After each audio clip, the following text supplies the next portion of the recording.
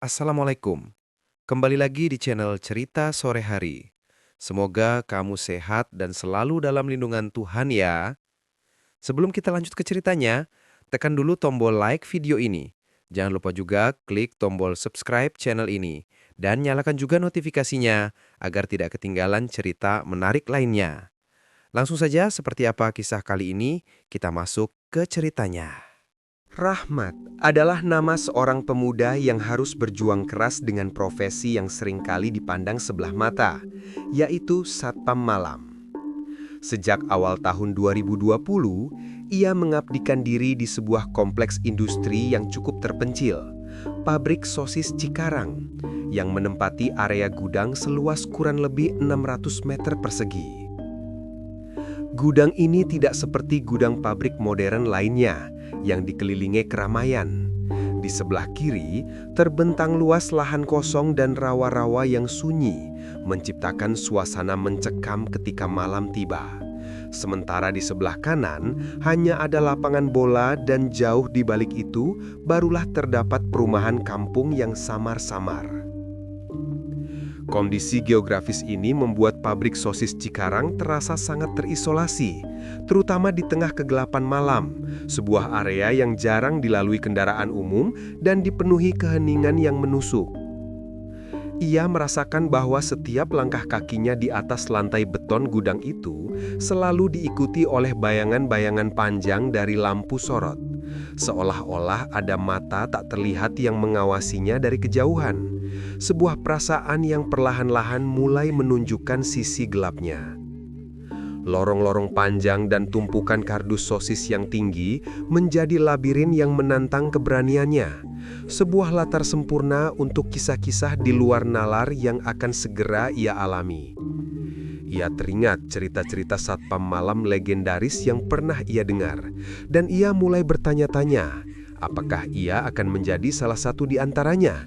Seorang penjaga yang harus berhadapan dengan teror tak kasat mata di pabrik sosis Cikarang.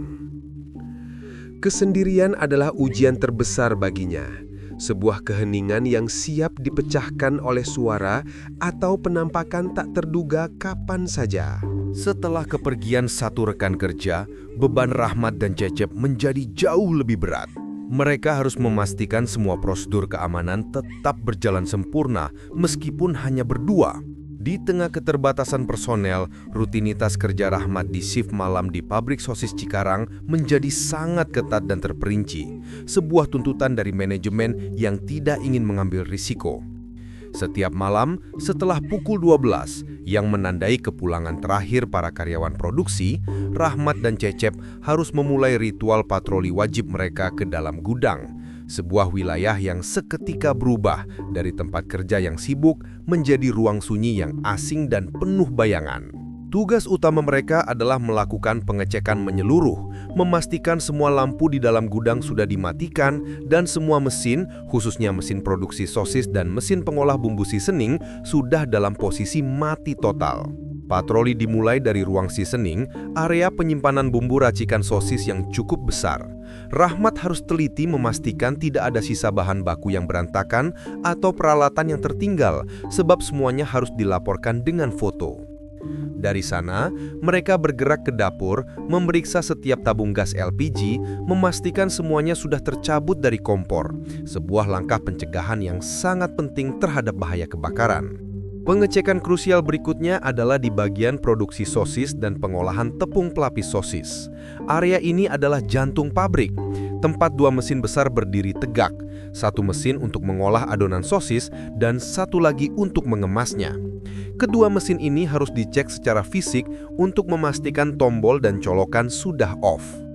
Proses patroli ini dilakukan secara bertahap sambil mematikan lampu di setiap ruangan yang sudah steril, memaksa mereka bergerak di antara cahaya senter dan kegelapan, menciptakan suasana yang menegangkan. Tak lama kemudian, manajemen pabrik menerapkan sistem baru yang disebut patroli Amano. Ini adalah sistem pengecekan wajib dengan 5 titik key point yang tersebar, 3 di luar area gudang dan 2 di dalam gudang. Rahmat atau Cecep harus memasukkan kunci khusus ke dalam alat rekam di setiap titik, sebagai bukti digital bahwa patroli telah dilaksanakan pada jam-jam rawan, biasanya antara pukul 1 hingga 2 dini hari.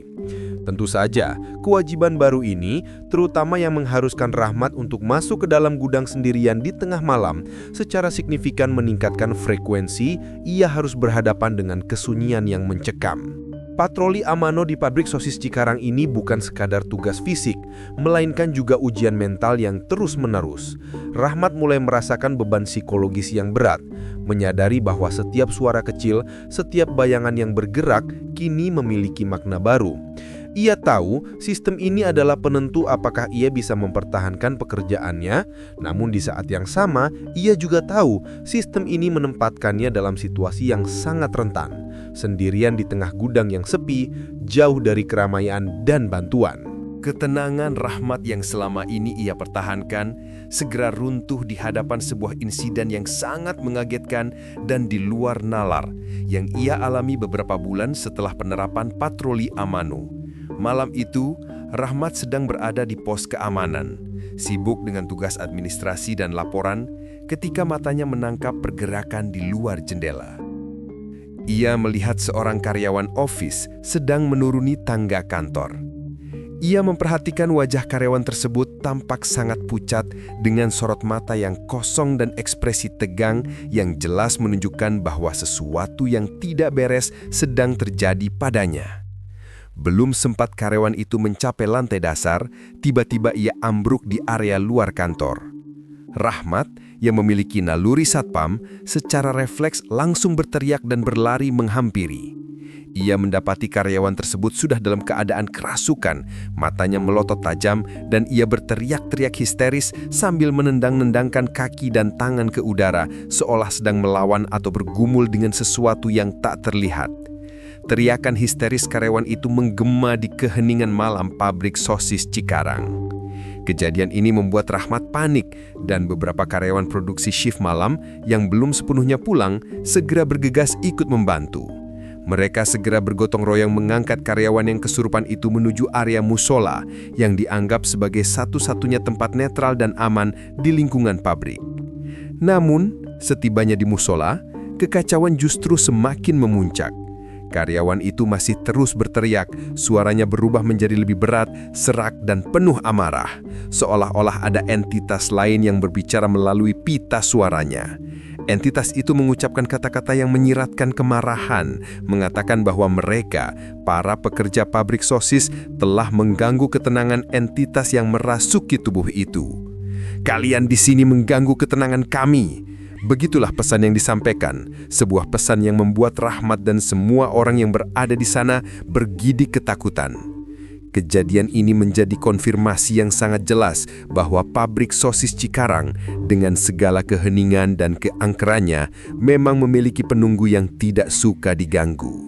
Rahmat merasa ketakutan merayapi dirinya, tetapi ia berusaha sekuat tenaga untuk tetap tenang dan fokus, memegangi karyawan yang terus meronta sambil menunggu kedatangan seorang ustadz yang segera dipanggil. Dalam kepanikan itu, Rahmat menyadari bahwa ia tidak hanya menjaga keamanan fisik pabrik, tetapi juga berhadapan dengan ancaman gaib yang kini telah memasuki wilayah terdekat mereka. Sebuah teror yang nyata dan tak terhindarkan. Melihat kondisi yang semakin memburuk dan tidak terkendali, dengan teriakan-teriakan kerasukan yang menggema di area musola pabrik sosis Cikarang, Rahmat dan rekan-rekan produksi lainnya segera menghubungi seorang ustaz yang tinggal tidak jauh dari kawasan Cikarang. Kedatangan ustaz beberapa saat kemudian membawa sedikit ketenangan dan harapan. Sambil membaca doa-doa, ustaz itu meminta Rahmat dan yang lainnya untuk menekan titik-titik tertentu di tubuh karyawan yang kerasukan, seperti ibu jari kaki dan tangan, sebagai upaya awal untuk menenangkan dan mengunci pergerakan entitas yang merasuki. Setelah kondisi fisik karyawan itu sedikit lebih tenang, ustaz itu memulai proses dialog dengan entitas yang ada di dalam tubuhnya. "Siapa kamu? Mengapa kamu di sini?" tanya ustaz dengan nada tenang namun mengandung otoritas. Jawaban dengan entitas itu melalui mulut karyawan tersebut semakin menguatkan dugaan Rahmat. Entitas itu mengaku sangat terganggu dengan suara bising yang berasal dari dalam gudang produksi sosis. Entitas itu secara spesifik menunjuk pada suara deru mesin produksi sosis, yang digambarkan seperti suara mengaum dan bergema yang tak henti-hentinya, terutama di malam hari. Suara ini yang disebarkan oleh dua mesin besar di ruang pengolahan sosis dan tepung ternyata adalah pemicu utama kemarahan penunggu tak kasat mata di pabrik sosis Cikarang. Rahmat mendengarkan dengan seksama, menyadari betapa ironisnya pekerjaan mereka yang mencari nafkah telah menciptakan konflik dengan penghuni gaib karena polusi suara yang dihasilkan dari proses produksi sosis. Entitas itu berbicara dengan nada marah dan menuduh, mengklaim bahwa mereka telah merusak kedamaiannya. Ustaz berusaha bernegosiasi, menjelaskan bahwa para pekerja hanya menjalankan tugas. Namun entitas itu bersikeras, mengatakan bahwa suara itu merusak tempat tinggalnya. Percakapan antara Ustaz dan entitas itu berlangsung cukup alot, diwarnai teriakan-teriakan dan ancaman yang menegangkan sebelum kemudian masuk ke tahap permintaan, di mana entitas itu mengajukan syarat agar ia mau pergi dan tidak mengganggu lagi. Rahmat merasa ketegangan memenuhi ruangan, menyadari bahwa solusi dari masalah ini tidak hanya melibatkan aspek fisik, tetapi juga spiritual yang sangat rumit dan berbahaya. Kejadian ini membuka mata semua orang di pabrik sosis Cikarang tentang dimensi lain yang mereka hadapi setiap malam. Sebuah ancaman yang berasal dari dunia yang sama sekali berbeda. Setelah negosiasi yang alot dan penuh ketegangan, entitas yang merasuki karyawan ofis di musala pabrik sosis Cikarang akhirnya mengajukan sebuah permintaan sebagai syarat untuk ia mau pergi. Ia meminta disajikan kepala sapi, sebuah ritual sesajen yang mengerikan yang harus diletakkan di sebuah ruangan tertentu di dalam gudang. Ruangan yang dimaksud adalah ruang bekas penyimpanan barang-barang rongsokan yang letaknya tepat di samping area produksi sosis. Ruangan itu sendiri adalah area terbengkalai, tempat menampung mesin-mesin rusak dan perabot kantor yang sudah tak terpakai. Dan di dalamnya terdapat kamar mandi serta dapur kecil yang sudah lama tidak berfungsi dan sangat kotor. Entitas itu secara spesifik meminta agar kepala sapi itu diletakkan di dalam kamar mandi tua yang terbengkalai tersebut. Sebuah lokasi yang dianggapnya sakral atau sebagai titik utamanya berdiam.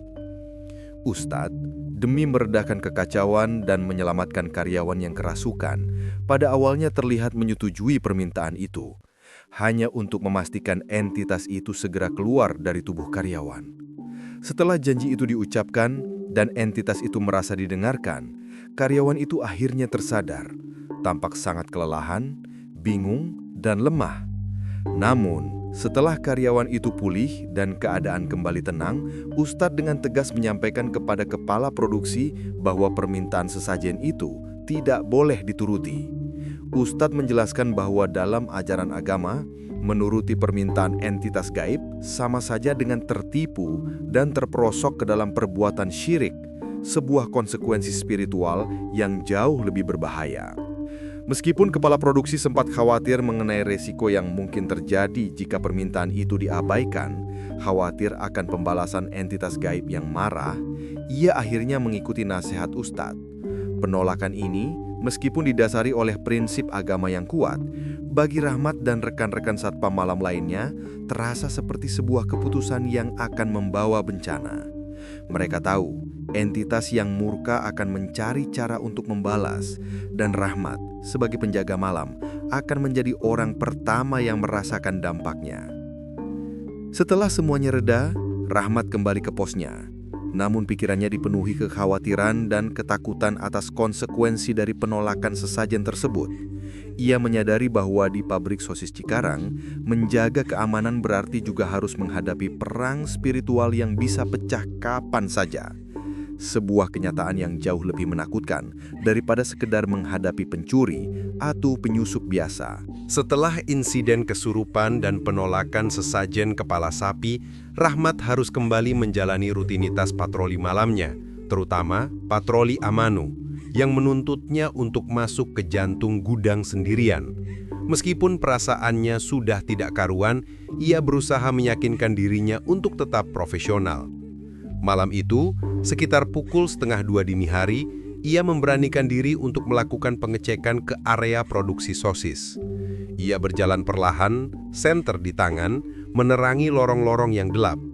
Saat ia sedang berjalan mendekati mesin pengolah sosis yang ukurannya sangat besar, Rahmat tiba-tiba mendengar suara mesin tersebut berbunyi keras, mirip seperti suara mesin yang baru saja dihidupkan. Sebuah deru yang jelas dan tak terbantahkan. Padahal, ia yakin 100% bahwa semua mesin sudah dimatikan total sebelum tengah malam. Dan ia bahkan sudah memastikan semua colokan dan tombol sudah off. Dengan jantung berdebar kencang, ia melangkah maju menuju sumber suara. Anehnya, tepat ketika Rahmat hanya tinggal beberapa langkah lagi dari mesin itu, suara deru yang bising tadi langsung meredup seperti mesin yang dimatikan tiba-tiba. Sebuah keheningan yang instan dan menakutkan. Ia segera mengecek panel mesin dan tombolnya. Dan benar saja, tombol itu dalam posisi off, tidak ada tanda-tanda mesin tersebut sedang menyala atau baru dimatikan secara manual. Hal ini membuat Rahmat bingung dan ketakutan. Ia berteriak-teriak, menanyakan apakah ada karyawan iseng yang sengaja mengerjainya. Tetapi hanya kesunyian yang menjawab, sebab seluruh karyawan produksi sudah pulang. Perasaan tidak enak kian mendominasi, dan ia memutuskan untuk segera membatalkan sisa patroli di dalam gudang. Rahmat segera berbalik arah, berlari kembali ke posnya, mengunci gerbang kecil, dan memilih untuk bertahan di pos keamanan. Ia memutuskan untuk hanya membuat laporan visual dari pos, mengabaikan kewajiban patroli amano di titik-titik dalam gudang, demi keselamatan mentalnya. Rahmat tahu risiko dimarahi atasan keesokan harinya, tetapi ia merasa keselamatannya jauh lebih penting daripada laporan yang lengkap. Kejadian mesin yang menyala sendiri ini menjadi bukti nyata bahwa entitas gaib di pabrik sosis Cikarang mulai menunjukkan kekuatannya, mungkin sebagai respons atas penolakan ritual kepala sapi yang mereka minta. Ia hanya bisa pasrah, menjaga posnya, dan menunggu hingga pagi menjelang, berharap tidak ada lagi gangguan yang menghampirinya. Setelah insiden mesin sosis yang menyala sendiri, Rahmat menjadi sangat waspada dan memilih untuk menjalani patroli hanya di area luar yang lebih terbuka, menjauhi lorong-lorong gelap di dalam gudang. Ia sengaja mengabaikan 2 titik patroli amano di dalam gudang dan hanya melakukan pengecekan di 3 titik luar. Sebuah tindakan yang penuh resiko, namun ia anggap sebagai pertahanan diri terbaik. Rahmat menggunakan taktik cerdik, memotret area pos atau sekitar gudang luar untuk memenuhi kuota laporan foto wajib, sehingga atasan tidak curiga bahwa patroli di dalam gudang tidak dilakukan. Sebuah manipulasi data yang ia lakukan demi menjaga kewarasan.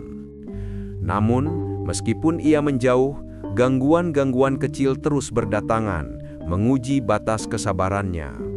Suatu hari, para karyawan produksi sedang sibuk menyiapkan menu daru, sosis dengan sambal khusus di dapur. Mereka bekerja dengan riang hingga larut malam. Tiba-tiba, salah satu dari mereka mendatangi pos Rahmat dengan wajah tegang.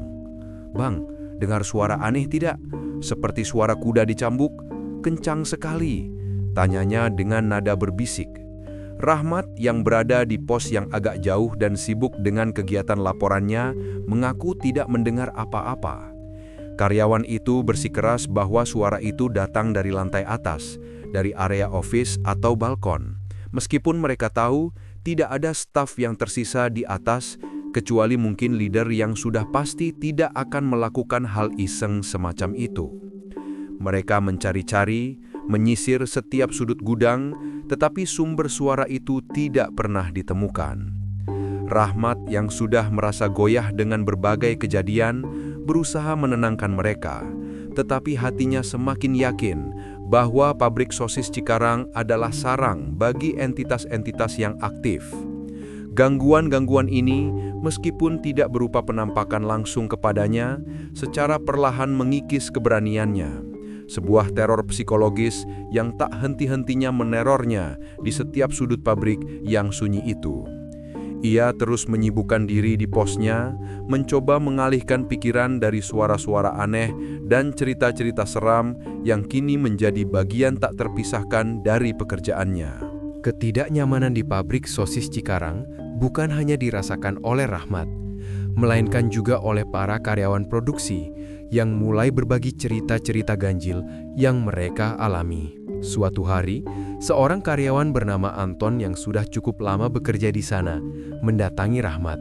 "Bang, lu sering nggak nemuin yang aneh-aneh kalau jaga malam?" Tanyanya serius. Rahmat yang selalu berusaha bersikap sok tenang untuk menjaga citra di depan karyawan menjawab sekenanya. "Ah, nggak ada. Paling cuma bau-bau kabel terbakar aja. Paling iseng-iseng lah." Namun, Anton terus bercerita. Ia dan rekannya, Bima, pernah sedang menata kardus-kardus sosis di ruang produksi ketika tiba-tiba troli besi yang penuh dengan barang bergerak sendiri seolah didorong oleh sesuatu yang tidak terlihat. Logikanya, troli besi yang berat itu tidak mungkin bergerak hanya karena tiupan angin, Bang, kata Anton, meyakinkan Rahmat. Cerita lain datang dari Bima, yang mengaku pernah sedang memasang tabung gas di dapur ketika ia merasakan ada sesuatu yang menepuk bahunya dari belakang. Saat Bima menoleh, tidak ada siapa-siapa. Sebuah pengalaman yang membuat bulu kuduknya merinding.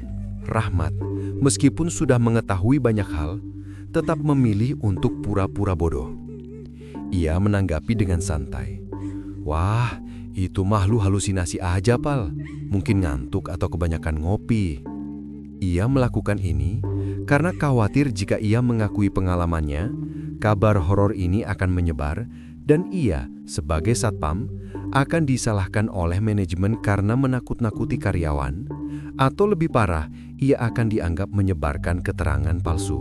Namun, di balik sikap tenangnya, Rahmat mulai mencari teman-teman sesama karyawan produksi yang berani diajak ngopi dan begadang di pos, demi mengurangi kesendirian di malam-malam angker pabrik sosis Cikarang. Ia menyadari bahwa ia tidak bisa lagi mengandalkan logika untuk menjelaskan semua kejadian ini. Teror yang ia hadapi adalah nyata, dan kini ia harus membagi bebannya. Bahkan jika itu harus dilakukan dengan cara berbohong dan menyangkal kebenaran. Sebuah strategi bertahan hidup yang ironis di tengah lingkungan kerjanya yang penuh misteri. Titik puncak ketakutan Rahmat terjadi ketika ia memutuskan untuk mengajak teman akrabnya dari luar, Yadi, yang ia panggil Pin, untuk menemaninya di pos, agar ia memiliki teman untuk berbagi jaga di malam sunyi pabrik sosis Cikarang. Malam itu, sekitar pukul 1:30, Rahmat mengajak Yadi untuk menemaninya melakukan patroli amano di dalam gudang. Yadi, meskipun sedikit enggan dan ketakutan, akhirnya setuju. Mereka masuk melalui pintu kecil. Rahmat berjalan di depan dengan senter dan Yadi mengikutinya dari belakang. Ketika mereka sampai di area produksi sosis dan tepung, Rahmat memanggil nama Yadi. "Dik, lu di mana, Dik?" Namun, tidak ada jawaban.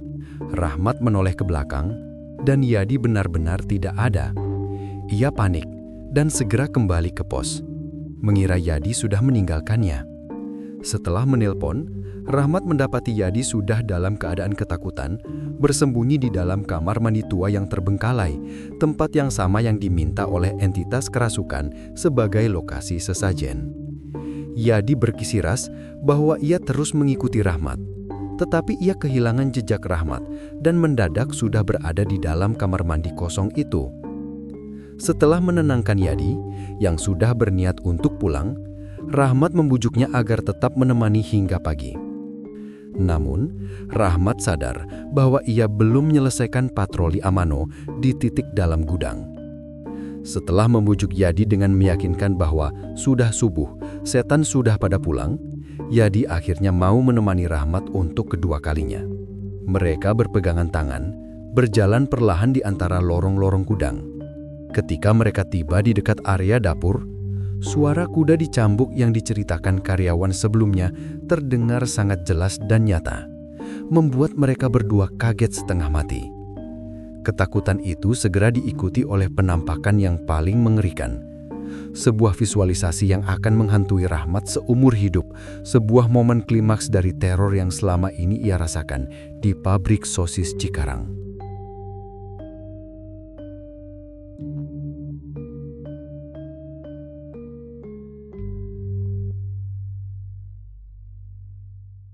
Tepat setelah mendengar suara kuda dicambuk yang memekakkan telinga, Rahmat dan Yadi memutuskan untuk segera berbalik arah dan lari, menjauhi area dapur dan menuju pintu keluar kecil. Namun, saat mereka berbalik, pandangan mereka terhenti di area balkon office yang letaknya tidak jauh dari ruang produksi sosis. Di atas sana, di balkon yang gelap, terlihat sosok wanita yang sangat menyeramkan. Sosok itu berada dalam posisi merangkak, tatapan matanya merah menyala, mulutnya sobek lebar hingga terlihat mengerikan, dan lidahnya menjulur panjang. Penampakan ini adalah visualisasi paling nyata dari sosok hantu wanita yang selama ini menjadi momok di pabrik sosis Cikarang. Sosok yang juga diceritakan oleh rekan satpam lainnya. Rahmat dan Yadi seketika itu juga terkejut, mengeluarkan kata-kata makian kasar karena saking terkejut dan ketakutannya. Mereka lari tunggang langgang kembali ke arah dapur yang tadi mereka tinggalkan. Dalam kepanikan, mereka merasa seperti orang bodoh, tidak tahu harus berbuat apa. Untuk keluar, mereka harus melewati sosok itu karena pintu gudang utama terkunci dari luar. Akhirnya Rahmat menerapkan taktik yang aneh dan putus asa. Mereka berjalan keluar sambil memejamkan mata dan menutup telinga serapat mungkin. Mereka berjalan berpegangan, menabrak apa saja yang ada di depan mereka, mengintip sesekali untuk memastikan jalur aman. Syukurlah ketika mereka mengintip saat melewati ruang produksi sosis, sosok itu sudah tidak ada. Mereka segera berlari sekuat tenaga menuju gerbang pos. Setibanya di pos, Yadi yang sudah marah besar dan trauma langsung memutuskan untuk pulang, mengabaikan bujukan Rahmat. Rahmat terpaksa menemaninya di luar pos hingga subuh, karena Yadi tidak mau ditinggal sendirian. Penampakan wanita merangkak dengan mulut robek dan lidah panjang itu menjadi trauma yang tak terlupakan bagi Rahmat. Sebuah gambaran jelas mengenai ancaman yang selama ini mengintai di setiap malam sunyi di pabrik sosis Cikarang. Setelah melalui malam yang paling mencekam itu, Rahmat bertemu dengan rekan seniornya, Cecep, saat serah terima shift pagi. Rahmat yang masih terlihat pucat, akhirnya memberanikan diri untuk bercerita tentang semua kejadian yang ia alami, termasuk penampakan hantu wanita di balkon office. Cecep setelah mendengar cerita Rahmat, tiba-tiba langsung terdiam dan bertanya dengan nada serius. "Lu ditambakin, Put? Wanita yang mukanya robek dan lidahnya menjulur?" Rahmat yang terkejut karena deskripsi Cecep persis sama dengan apa yang ia lihat, mengangguk membenarkan. Cecep pun membalas dengan sebuah pengakuan. Ia bercerita bahwa beberapa waktu lalu, saat ia bertugas malam, sekitar pukul 11, ada seorang wanita yang datang dan meminta izin untuk menggunakan kamar mandi di area gudang. Cecep karena mengira itu adalah wanita biasa, mengizinkannya.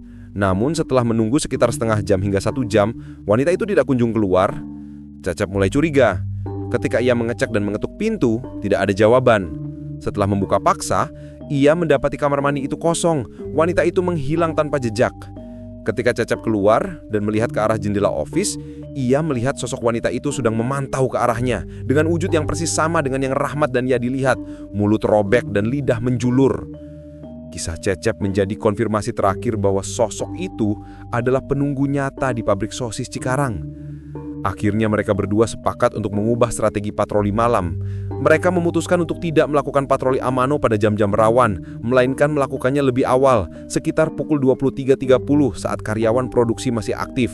Tujuannya adalah untuk menghindari patroli amano sendirian di tengah malam yang sunyi, sebuah taktik yang terpaksa mereka ambil karena permintaan penambahan personil keamanan mereka tidak pernah disetujui oleh kantor pusat. Rahmat pun kini punya cara untuk mengatasi ketakutannya, memajukan jam kerja, menyiasati laporan, dan selalu siap siaga. Sebuah strategi yang ia harap dapat menjamin keamanan mereka berdua di tengah teror gaib pabrik sosis Cikarang. Kisah horor di pabrik sosis Cikarang mencapai babak baru yang lebih absurd. Ketika suasana mencekam itu tiba-tiba bercampur dengan masalah kriminal. Suatu subuh, saat Rahmat sedang libur dan berada di rumah, ponselnya berdering berulang kali. Panggilan dari Cecep. Rahmat yang sudah hafal betul watak Cecep mengabaikan panggilan itu. Namun, setelah ia membuka grup WhatsApp, ia dikejutkan oleh kabar bahwa mobil operasional gudang telah hilang dicuri. Rahmat segera bergegas ke pabrik sosis Cikarang. Setibanya di sana, ia mendapati Cecep sudah tidak ada, dan hanya ada sopir gudang dan seorang OB, Pak Somad, yang menginap di pos. Sopir gudang bercerita bahwa ia baru sadar mobil hilang setelah keluar dari kamar mandi dan mendapati Cecep sedang tidur pulas di pos. Karena panik, Rahmat segera berkoordinasi dengan Office dan polisi. Pihak Office kemudian mengecek rekaman CCTV. Dari rekaman CCTV luar, mereka melihat sebuah motor berhenti di belakang pos sekitar pukul 2:30.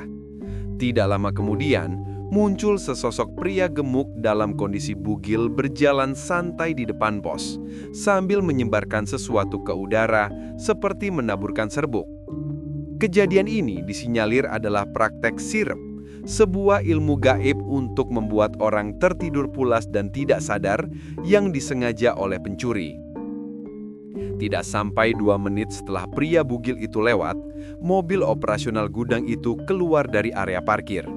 Sopir gudang dan Cecep yang sedang tidur langsung dibawa ke kantor polisi untuk dimintai keterangan dan ditahan.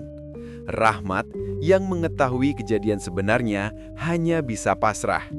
Ia sempat menghubungi Cecep yang saat itu sedang panik dan malah mencari guru spiritual bukan ke polisi. Rahmat menasihati Cecep, mengingatkannya bahwa dalam kasus kriminal seperti ini, bukti dan laporan polisi adalah hal utama, bukan mencari bantuan gaib. Peristiwa ini yang diawali oleh ritual sirep gaib itu menjadi pukulan telak bagi Rahmat, sekaligus awal dari kehancuran finansial dan mental bagi rekan-rekannya di pabrik sosis Cikarang. Peristiwa pencurian mobil operasional gudang yang melibatkan ilmu sirep gaib itu berdampak besar pada tim keamanan. Cecep dan sopir gudang yang ditahan akhirnya harus menghadapi konsekuensi terburuk. Mereka berdua dipecat. Pabrik sosis Cikarang kini hanya menyisakan Rahmat sebagai satpam malam, dan manajemen harus segera mencari pengganti. Pengganti pertama yang datang adalah Pak Joko, yang langsung masuk shift 24 jam untuk membackup Rahmat. Namun Pak Joko hanya bertahan 1 hari. Setelah Rahmat kembali untuk serah terima shift berikutnya, Pak Joko sudah mengundurkan diri. Ketika Rahmat menelpon, Pak Joko hanya berkata dalam bahasa Jawa yang kurang dipahami Rahmat. Intinya, ia lebih memilih untuk berhenti daripada mati penasaran di tempat itu. Ia tidak mau bercerita apa yang ia lihat. Setelah itu, datanglah pengganti kedua, Pak Dedi. Pak Dedi lebih parah lagi. Ia masuk shift malam dan hanya bertahan sebentar sebelum langsung kabur, meninggalkan Rahmat sendirian tanpa pemberitahuan. Rahmat terpaksa harus full shift selama 3 hari berturut-turut, dari pagi ketemu pagi. Sebuah beban fisik dan mental yang luar biasa berat. Ia stres dan sangat kelelahan. Matanya terasa perih. Melihat situasi yang tidak ada harapan, manajemen pabrik akhirnya mengambil langkah drastis dan absurd. Mereka memindahkan seorang karyawan produksi yang bernama Anton, yang sebelumnya bercerita tentang troli bergerak, untuk dijadikan satpam. Rahmat yang khawatir segera menasihati Anton. "Anton, lu hati-hati aja. Gua nggak usah cerita macem-macem. Yang penting lu diem, gua diem. Lu foto-foto yang banyak untuk laporan, abis itu lu pulang cepet." Rahmat melakukan ini karena ia tahu beban mental yang akan ditanggung Anton. Apalagi Anton sendiri adalah karyawan yang sering diganggu. Mereka pun terpaksa menjalankan sistem konyol ini. Satpam, Anton, hanya berjaga sebentar, dan Rahmat juga akan membuat laporan patroli yang dimanipulasi demi menghindari jam-jam rawan dan mengurangi risiko. Ini adalah bukti nyata betapa angkernya pabrik sosis Cikarang, sampai-sampai tidak ada orang luar yang kuat bertahan sebagai penjaga keamanannya. Seolah-olah semua kejadian horor sebelumnya belum cukup, entitas gaib di pabrik sosis Cikarang kembali menunjukkan eksistensinya dengan cara yang paling menakutkan: kesurupan massal. Sebelumnya, ruangan bekas penyimpanan barang rongsokan tempat entitas kerasukan meminta sesajen kepala sapi telah direnovasi dan diubah menjadi ruangan packing snack. Ruangan itu kini diisi oleh ibu-ibu karyawan produksi yang bertugas mengemas camilan sosis. Rahmat, yang saat itu sedang libur, diceritakan oleh rekan kerjanya bahwa ketika ibu-ibu itu sedang sibuk bekerja, salah satu dari mereka tiba-tiba melihat ke arah kamar mandi tua di ruangan itu. Ibu itu melihat sosok wanita dengan muka robek yang sama yang pernah dilihat oleh Rahmat dan Cecep. Kontan, ibu itu menjerit histeris. Jeritan itu menarik perhatian ibu-ibu lain, yang ketika mereka menoleh ke arah yang sama, mereka juga melihat sosok menyeramkan itu. Dalam sekejap, kekacauan terjadi. Beberapa ibu-ibu di ruangan itu mengalami kesurupan massal, berteriak-teriak dan bertingkah aneh. Ustadz dari kampung sebelah kembali dipanggil untuk mengobati. Setelah semua mereda, Ustadz menyarankan manajemen untuk mengadakan syukuran, karena ruangan itu adalah tempat baru yang dihuni oleh banyak orang dan kemungkinan telah mengganggu penunggu lama. Namun, lagi-lagi, manajemen pabrik sosis Cikarang menolak untuk mengeluarkan biaya, mengabaikan nasihat spiritual tersebut. Akibatnya, para karyawan perempuan menjadi sangat ketakutan. Banyak di antara mereka yang meminta pindah, dan dalam beberapa hari terjadi gelombang resign besar-besaran dari karyawan perempuan. Manajemen akhirnya mengambil tindakan non-spiritual. Mereka menghapus jam lembur hingga malam, dan jam produksi karyawan perempuan dibatasi hanya sampai pukul 5 sore. Hal ini dilakukan untuk menghindari jam-jam rawan dan menjaga keselamatan karyawan. Sebuah pengakuan tak langsung bahwa mereka menyerah pada kekuatan gaib di pabrik sosis Cikarang. Di tengah semua kekacauan dan ketakutan itu, Rahmat tetap berusaha menjalankan tugasnya, meskipun ia harus berbohong dalam laporannya. Ia bahkan harus merogoh koceknya sendiri untuk mengundang anak-anak muda dan karyawan produksi untuk begadang di pos, hanya agar ia tidak sendirian di malam hari. Suatu malam, seorang hansip kampung bernama Pak Somad datang berkunjung ke posnya untuk mengobrol. Pak Somad yang sudah lama tinggal di Cikarang bercerita kepada Rahmat tentang sejarah lokasi pabrik sosis Cikarang. Rahmat bertanya, "Beh, tempat ini dulunya pabrik apa?" Pak Somad menceritakan bahwa sebelum menjadi gudang sosis, tempat itu adalah pabrik palet kayu yang sempat mengalami kebakaran besar. Meskipun Pak Somad tidak mau merinci apakah ada korban jiwa, ia jelas mengindikasikan bahwa lokasi itu adalah tempat yang pernah diliputi tragedi. Sebuah fakta yang menjelaskan mengapa begitu banyak penunggu gaib di sana. Di pagi hari menjelang serah terima shift, Rahmat sempat memotret area kebun kecil di dekat ruang seasoning sosis, tempat di mana OB gudang, Pak Somad, nama sama dengan Hansip, biasanya mengambil pisang. Ketika Rahmat mengecek hasil fotonya di pos, ia terkejut melihat sebuah penampakan yang jelas. Di belakangnya, terdapat sosok pocong yang berdiri tegak dan sangat putih. Meskipun ia ketakutan, Rahmat memutuskan untuk tidak menyebarkan foto itu ke siapapun, karena ia takut dicap sebagai satpam yang menakut-nakuti karyawan atau menyebarkan informasi palsu.